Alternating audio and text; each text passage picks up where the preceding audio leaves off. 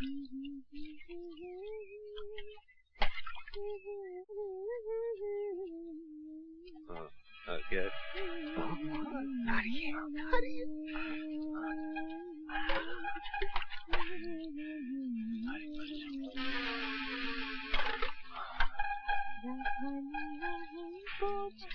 बस कर, अबे हट बे, मुझे भी तो देखने दे।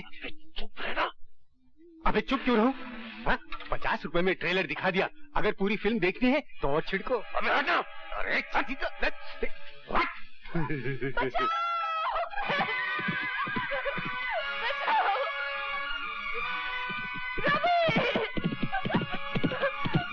को मार रवि, खत्म कर दे शराबी को, छुट्टी कर दे इसकी।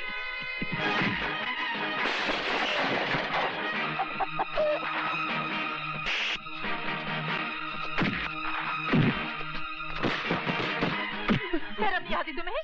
पिताजी होते हुए ऐसा करते हो?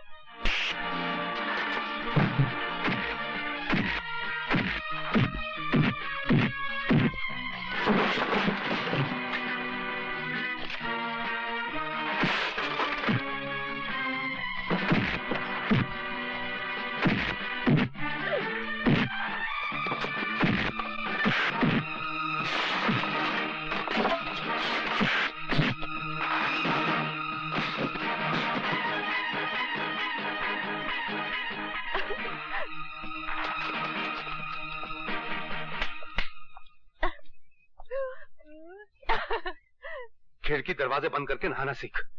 सिखला दे। रवि, तू मुझे मेले में लेके जाएगा? बहुत प्यार करता है ना मुझसे? मेरी तरफ देख, मैं पहनी हूँ घाघर चोली, गाँव की गोरी।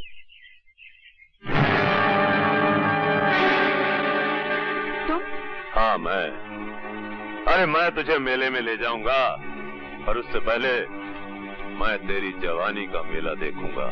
मेरे पास नहीं आना, वरना तेरी छुट्टी कर दूंगी। अच्छा? मैं सिर्फ रवि की हूँ। रवि!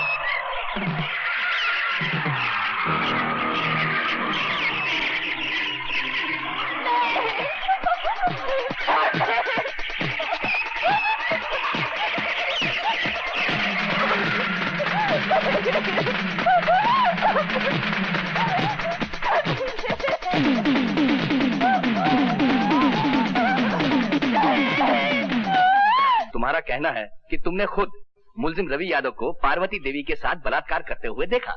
जी सरकार, वो बेचारी गिड़गड़ाती रही, हाथ जोड़ती रही, लेकिन ये मुलजिम उसकी एक नहीं सुना। अरे सरकार, हमसे तो ये जुल्म देखा नहीं गया, हमने अपनी आंख बंद कर ली, और जब आंख खोल के देखा तो ये अपना काम खत्म करके जा चुका था। नहीं जसर, ये सरासर झूठ बोल रहा है। और पार्वती देवी वहां मरी पड़ी थी। तुमने पार्वती देवी को बचाने की कोशिश क्यों नहीं की? अरे साहब, आप इसको नहीं जानते। अगर हम उसे बचाने की कोशिश करते तो उसकी लाश के बगल में आप हमारी लाश भी पाते। Your witness? No questions. आप मुलजिम के बचाव के वकील हैं और आप गवाह से कोई सवाल नहीं करना चाहते, जिसका बयान मुलजिम को फांसी के तख्ते तक ले जा सकता है। मुलजिम को अपने वकील से झूठ नहीं बोलना चाहिए योर ऑनर। इस मुलजिम ने मुझसे कहा था कि इसने बलात्कार नहीं किया, मगर अब ये मोजिज़ गवाह ये बयान दे रहा है कि इसने खुद अपने आंखों से बलात्कार होते हुए देखा। तो इस गवाह से मैं क्या सवाल करूं? मैं सिर्फ इतना ही कह सकता हूं योर ऑनर, इस चश्मदीद गवाह का बयान बलात्कार तो साबित कर सकता है, मगर कत्ल साबित नहीं करता, क्योंकि जिस वक्त इसने आंख खोली तो मुलजिम जा चुका था और लाश पड़ी हुई थी। हो सकता है योर ऑनर मुलजिम ने उसे जिंदा छोड़ा हो सकता है किसी और ने पार्वती देवी का कत्ल किया हो। इसलिए अदालत ने अगर इसे फांसी की सजा दी तो वो सरासर अन्याय हो जाएगा योर ऑनर। That's all. ये अपनी कैसा वकील खड़ा किया रवि के लिए, जो खुद अपनी क्लाइंट के खिलाफ बोल रहा है। ऐसी बातें अदालत में नहीं की जाती। मगर वो तो घर चलकर बात कर लेना। सरकार कत्ल का जुर्म पूरी तरह साबित नहीं कर पाई, इसलिए यह अदालत इसे कत्ल की पूरी सजा नहीं दे सकती। लिहाजा यह अदालत इसे 12 साल कैद बामुशक्कत की सजा देती है।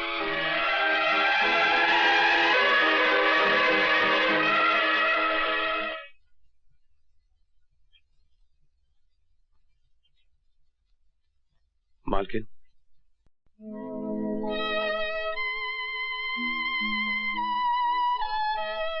मेरे तो कुछ समझ में नहीं आ रहा है कि ये सब क्या हो गया है। मुझे ऐसा लगता है जैसे मैं ही तुम्हारी दोषी हूँ। ये आप क्या कह रही हैं मालकिन? हाँ, मैंने तुम्हारे मालिक से 1000 बार कहा कि रवि निर्दोष है, कोई अच्छा सा वकील करो, मगर वो... ये दोष निर्दोष का चक्कर ही नहीं है मालकिन, तो वकील क्या कर लेता? ये तो नसीब का चक्कर है मालकिन। आप भी बेबस हो गई और मालिक भी। आप तो चाहती थी कि मैं पढ़ लिख कर अच्छा आदमी बनूं, मगर नहीं। बनता भी कैसे? ये जेल जो लिखी थी नसीब में, ये धारीदार कपड़े जो लिखे थे। पर अब बिल्कुल चिंता मत करना मालकिन, ये सजा तो मैं काट ही लूंगा। मुझे चिंता है तो सिर्फ रोहन की। वो वहां बिल्कुल अकेला रह गया ना मालकिन। अकेला क्यों हो गया होगा? मैं नहीं हूँ क्या? मैं उसकी देखभाल करूंगी। उसका भविष्य मेरे पास तुम्हारी अमानत है रवि, तुम इसकी बिल्कुल चिंता ना करो। अगली बार जब मैं तुमसे मिलने आऊंगी तो उसका पक्का बंदोबस्त करके आऊंगी। अगर ऐसा हो गया ना मालकिन, तो मुझे जिंदगी से कोई शिकायत नहीं रहेगी, क्योंकि आज तक मैंने जिंदगी से अपने लिए कुछ मांगा ही नहीं। जो कुछ मांगा रोहन के लिए मांगा, और जो कुछ मांगूंगा रोहन के लिए मांगूंगा।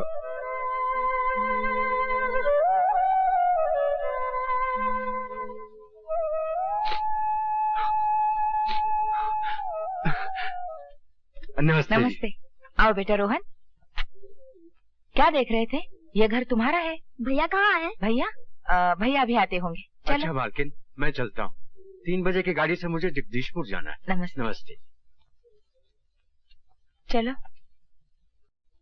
आखिर मानी नहीं तुम यशोदा, ले यहीं से। अब ये हमारा बेटा है। व्हाट इज योर नेम बेटा?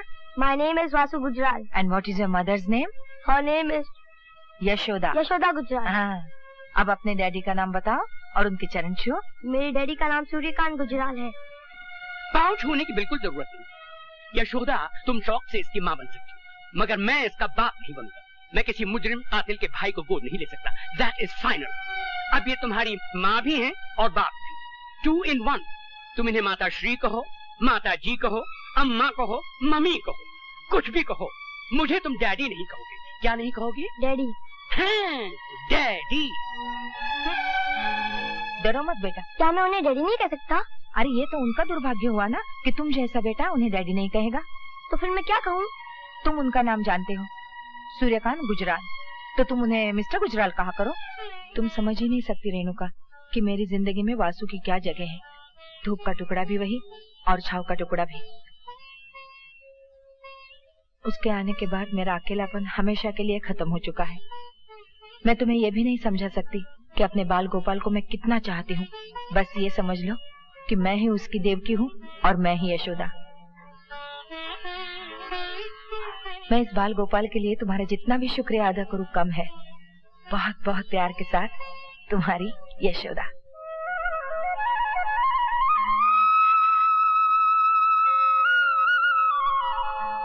रवि, ये जानकर तुम कितने खुश होगे कि रोहन अपनी जिंदगी की कामयाबी की तरफ तेजी से बढ़ रहा है। जो जिम्मेदारी तुमने मुझे सौंपी थी उसे पूरा होते देखकर मुझे ऐसा लग रहा है कि मेरा वचन पूरा हो गया हो।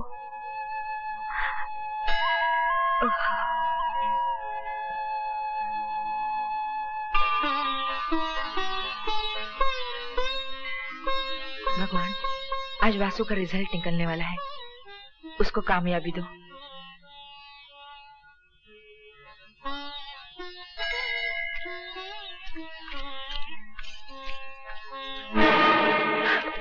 जेवर निकालो। अगर मेरे वासु को पता चल गया ना। वासु क्या कुरुक्षेत्र, अर्जुन को गीता का उपदेश देने।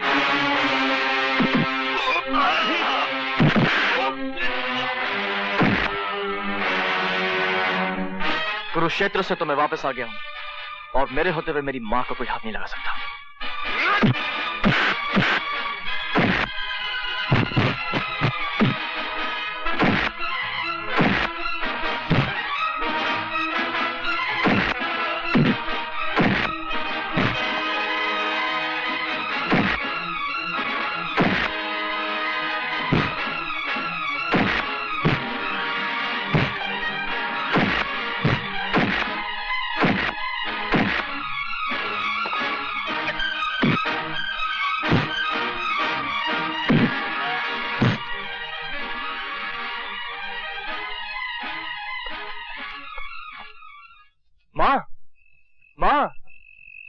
क्या शरारत की है जो मेरे पांव छू रहा है?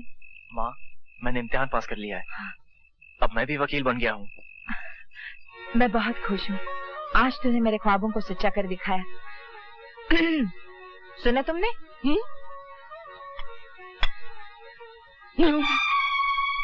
वकील साहब, आज तो मैं आपको पिताजी कह सकता हूँ ना? ना, गलती से पास हो गया होगा। पूछो इससे कि कॉलेज में रैंक क्या था इसका। नो, तुम्हें बेवकूफ बना रहा है। नो, ये पूछो कि स्टूडेंट्स कितने थे। नो, मतलब ये कि आखिरी नंबर। यस। रैंक 9 हुआ तो क्या हुआ, पास तो हुआ है। तुमने भी अपनी गाड़ी का नंबर 9 लिया है, टेलीफोन का नंबर 9 चुना है, बंगला खरीदा है वो भी 9 नंबर का। मुझे ये 9 नंबर बहुत पसंद है क्योंकि ये शुभ नंबर है। शुभ नंबर है मगर मेरे लिए, इसके लिए नहीं। तो क्या तुम्हें इसका वकील बनना अच्छा नहीं लगा? अरे भाई, वकालत तो सच को झूठ और झूठ को सच बनाने का कानूनी लाइसेंस है। तो चलो इस दुनिया के झूठों में एक झूठे का इजाफा और हो गया। वकील तो ये बन सकता है मगर हम जैसा सच्चा, खरा और कामयाब वकील कभी नहीं बन सकता। मैंने तुम्हें पहले ही कहा था जब तुम इसे घर लाई थी, और आज भी कह रहा हूँ कि पीतल पर सोने का पानी चढ़ाने से पीतल सोना नहीं बन जाता। तो इसका मतलब है इतने साल गुजर जाने के बाद भी तुम इसे बेटा स्वीकार नहीं करोगे? बिल्कुल नहीं। यशोदा जी ने कृष्ण जी को गोद लिया था तो ये अपने आप को वासुदेव समझ बैठा है। अगर ये वासुदेव है तो मैं भी भीष्म हूँ और अपनी प्रतिज्ञा का पालन करता हूँ कि मुझे मेरे निश्चय से कोई बदल नहीं सकता। तो आप भी मेरा निश्चय सुन लीजिए वकील साहब। एक दिन आएगा और जरूर आएगा जिस दिन आप मुझे बेटा कह के बुलाएंगे, और वो दिन मेरी जिंदगी का सबसे शुभ दिन होगा। वकील साहब, आपने कहा कि पीतल सोना नहीं बन सकता। नहीं बन सकता, ये सच है, मगर एक पौधा बड़ा दरख्त तो बन सकता है जिससे यशोदा माँ के प्यार नहीं सींचा हो। वकील साहब, मैं तो एक अनाथ था जिसे आपने आसरा दिया। आसरा तो कई देते हैं, लेकिन आपकी कड़वी बातें मेरा हौसला बढ़ाती गई। मैं आपका आभारी हूं और हमेशा रहूंगा। बाय मां। आप खुशी के समय भी कड़वी कड़वी बातें करने से बाज नहीं आते? अरे, उसकी छोटी सी कामयाबी पे तुम इतनी खुश दिख रही हो और मेरी किसी भी कामयाबी पे तुमने इतनी खुशी नहीं दिखाई। हाँ, औरत को बेटे की कामयाबी पति की कामयाबी से हमेशा बड़ी लगती है।